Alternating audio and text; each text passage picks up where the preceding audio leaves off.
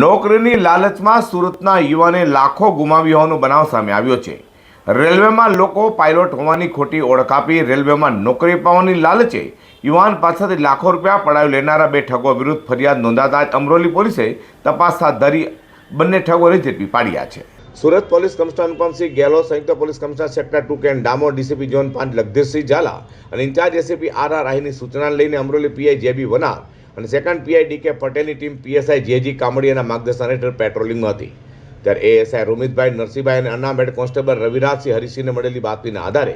અમરોલી ખાતે રહેતા વિરાજ જગદીશ ચોટલિયાને રેલવેમાં નોકરી અપાવવાના બહાને પોતે રેલવેમાં લોકો પાયલોટ હોવાની ખોટી ઓળખ આપી વિરાજ ચોટલિયા પાસેથી 47,36,000 પડાવી લેનાર બે ઠગો જૂનાગઢના વંથલી પાસે શાહપુર સોરઠના વિવેક પ્રફુલ્લ ચૌહાણ અને જામનગર કાલાવડના કુંભનાથ પરાના રવિ કિશોર ચોટલિયાને ઝડપી પાડી ધરપકડ કરી હતી। વિરાજ ચોટલિયા નામના અમરોલી ખાતે રહેતા એક ફિઝિયોથેરાપિસ્ટને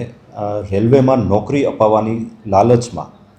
કેટલાક રૂપિયા તેની પાસેથી મેળવેલ હોવાની હકીકત પોલીસ સ્ટેશને જાણ થતાં અમરોલી પોલીસ સ્ટેશન ખાતે ગુનો દાખલ કરવામાં આવેલ। આરોપીની તપાસ કરતા બે આરોપી સમગ્ર બાબતમાં સંકળાયેલ હોવાની માહિતી મળેલ, જેમાં વિવેક ચૌહાણ તથા રવિ ચોટલિયા નામના બે આરોપી આ બાબતમાં સંકળાયેલ હોવાની માહિતી મળેલી।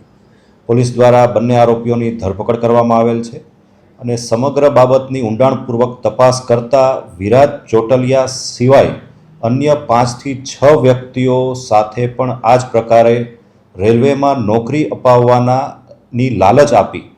તેઓ પાસેથી પૈસાની ઉઘરાણી આ બંને ઇસમો દ્વારા કરવામાં આવેલ છે। આરોપી વિવેક ચૌહાણ 2018માં રેલવેમાં કોન્ટ્રાક્ટ બેઝિસ પર નોકરી કરતો મુંબઈ ખાતે, અને આ રીતે પોતે રેલવેમાં હોવાનું અને રેલવેમાં લોકો પાયલટ તરીકે હોવાની ખોટી માહિતી પોતાના વર્તુળમાં ફેલાવેલ તથા સગા સંબંધીઓ અને તેના મિત્ર વર્તુળમાં પોતે રેલવેમાં લોકોમોટિવ પાયલોટ છે અને રેલવેમાં સારી એવી ઓળખાણ ધરાવે છે તે પ્રકારની જાહેરાતો કરી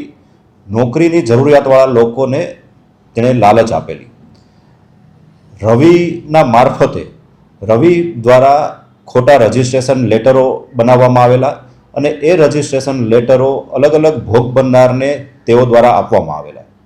જેથી સમગ્ર ઘટનાક્રમમાં બંને આરોપી દ્વારા રેલવેમાં નોકરી અપાવવાની લાલચ આપી અલગ અલગ લોકો પાસેથી પૈસાની ઉઘરાણી કરેલ હોવાની માહિતી અત્યાર સુધીમાં જાણવા મળેલ છે। બંને ઠગો અગાઉ વર્ષ 2020 થી 2022 દરમિયાન વિજય ચાવડા નામના વ્યક્તિને રેલવેમાં નોકરી અપાવવાના બહાને તેની પાસેથી પણ 33 લાખ, તો વર્ષ 2022 થી 2023 દરમિયાન સોહેલ સમાન નામની ઇસમને રેલવેમાં 80 મિકેનિક પાયલોટમાં નોકરી અપાવવાના બહાને 6,75,000 અને જિલ્લાની કુરેશી નામની મહિલાને પણ રેલવેમાં નોકરી અપાવવાના બહાને તેની પાસેથી પણ 15 લાખ પડાવી હોવાનું સામે આવ્યું છે।